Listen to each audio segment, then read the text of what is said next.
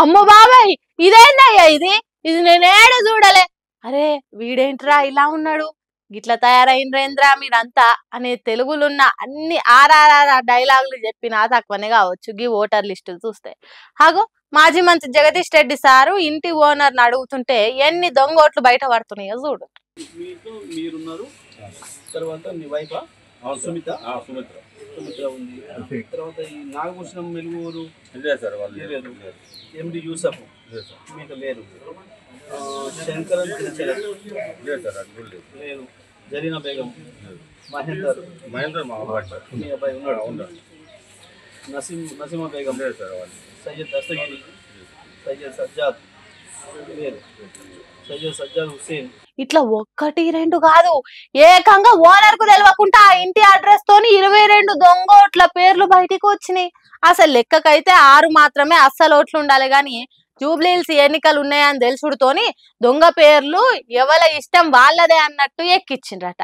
వీళ్ళంతా ఎవరు మరి అని అడిగితే ఇంటి ఓనర్ ఏమంటున్నాడో ఈయనుండ్రి. ఉన్నారు కానీ ఇప్పుడు మీ ఇంటి నెంబర్ పేరు మీద 28 ఓట్లు ఉన్నాయి, అవి ఎవరు వాళ్ళు మాకు తెలియదు సార్. ఎందుకంటే ఇప్పుడు లిస్ట్ వచ్చే వరకు మనకి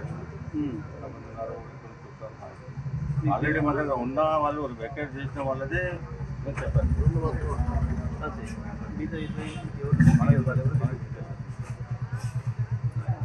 ఆ గోగాట్లున్నదయ్య సంగతి. ఆ పేర్లు ఎవలయో ఎందుకు ఓటర్ లిస్టులు ఉన్నాయో నాకేం తెలియదు అంటున్నాడు ఓనర్ సాబు. Borabanda area Banjara Nagar booth number 326 పరిధిలున్న ఓటర్ లిస్ట్ భాగవతం ఇది. మాజీ మంత్రి జగదీష్ రెడ్డి ఇంటింటికి తిరుగుకుంటా ఎవరు వీళ్ళంతా అని అడుక్కుంటా దొంగోట్ల లంగదందాను బయట పెడుతున్నాడు. మీడియోళ్ళు ఎంటరాంగా గడప గడపకు తిరిగి అస్సలు పేరు ఎవలది, నకిలీ పేరు ఎవల అనేది లోకానికి చెప్తున్నాడు. సరే ఓటర్ లిస్ట్ల పేరు రాయించి రాంగ్ రూట్ లో ఓటేద్దామని అనుకున్నారు కావచ్చు గాని పోలింగ్ బూత్ లో ఓట్లేసేటానికైతే వస్తారు కదా, హాగు అప్పుడు దొరకబట్టాలి అన్నట్టు కూడా ఉపాయం వేస్తున్నారట బీఆర్ఎస్ పార్టీలు. మరి పైసలు వస్తాయని కొంతమంది దొంగోట్లు రాయించుకున్నారా లేకుంటే సర్కారు చేసిందా అనేది మనకు తెలియదు కానీ బీఆర్ఎస్ పార్టీ మాత్రం ఈ దొంగోట్ల దందాన్ని ఇడిచిపెట్టేదేలే అన్నట్టు ఇంటింటికి తిరుగుతున్నారు. చూడాలి మరి ఆఖరికి ఆ దొంగోట్లు ఎవలను గెలిపిస్తాయో ఎవలను ఓడగొడతాయో అని. ఆర్టీసీ బస్సులలో ఆడోళ్లకు ఫ్రీ ప్రయాణాలు వచ్చినప్పటి నుంచే ఇట్లా జరుగుతున్నదో లేకుంటే అంతకు ముందు నుంచే ఉన్నదో తెలియదు కానీ కొంతమంది ఆడోళ్ళ రుబాబు చిన్న ఉంటలేదు పోండ్రి. ఇగో అక్కని చూడుర్రి కండక్టర్ మీదికి లేడీ సింహం తిరగ ఎట్లేగా పడుతున్నదో.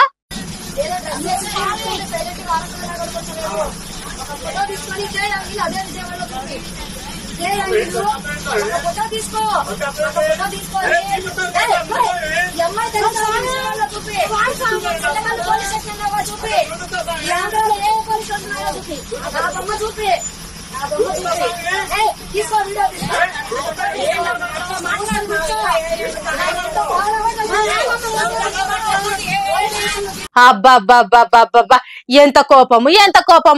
నీకు దమ్ముంటే నా ఫోటో తీసుకో, విజయవాడ పోలీస్ స్టేషన్ లో నా బొమ్మ చూపించు, గుర్తు పట్టకుంటే అప్పుడు అడుగు అని కాకులు గద్దల తిరగ కయ్యమని ఒర్రకుంటా మీదికి ఉరుకుతున్నది. ప్రతి పోలీస్ స్టేషన్ లో గుర్తు పడతారంటే ఆ అక్క ఏం పని చేస్తుంది అనేది ఆ అక్కకే తెలవాలి. ఇట్లా రుబాబ్ మాటలు మాట్లాడుతుంటే ఎంతమంది ఆపినా ఆగుతలేదు.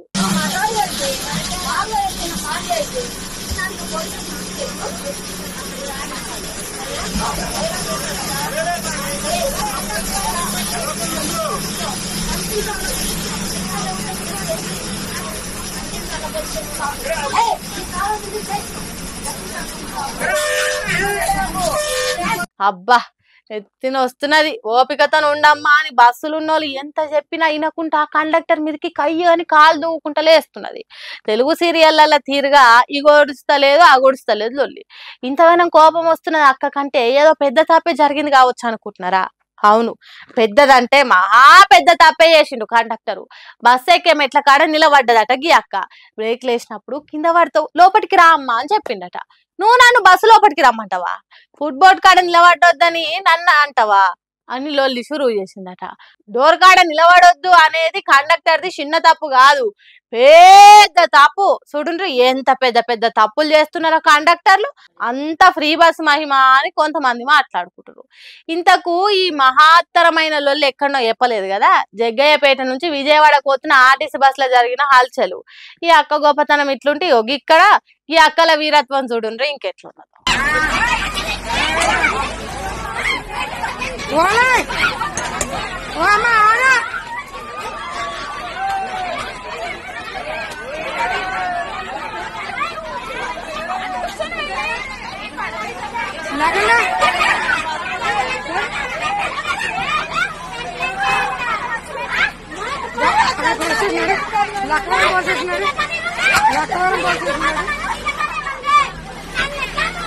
పాపం బట్టలను కూదిచ్చినట్టు కూదిచ్చి కొట్టే వరకే ఏడుస్తున్నది.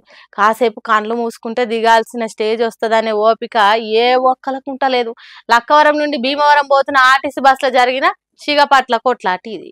ఈ కొట్లాటల మీద సర్కార్లు కాసింత శ్రద్ధ చూపాలి, లేకుంటే ఆ యుద్ధాలు ఆగేటట్టు లేవు. ఎవరి దిక్కు తప్పున్నది ఎవరి దిక్కు ఒప్పున్నది అనేది పక్కకు పెట్టి బస్సులో ప్రయాణం చేసుకుంటే లొల్లి చేసిన ఇద్దరి మీద కేసు పెట్టాలి. ఓ 3-4 నెలలు జైలు శిక్ష వేయాలి. అప్పుడు కానీ దారికి వచ్చేటట్లేరు ఈ కొట్లాడుకునే జనాలు.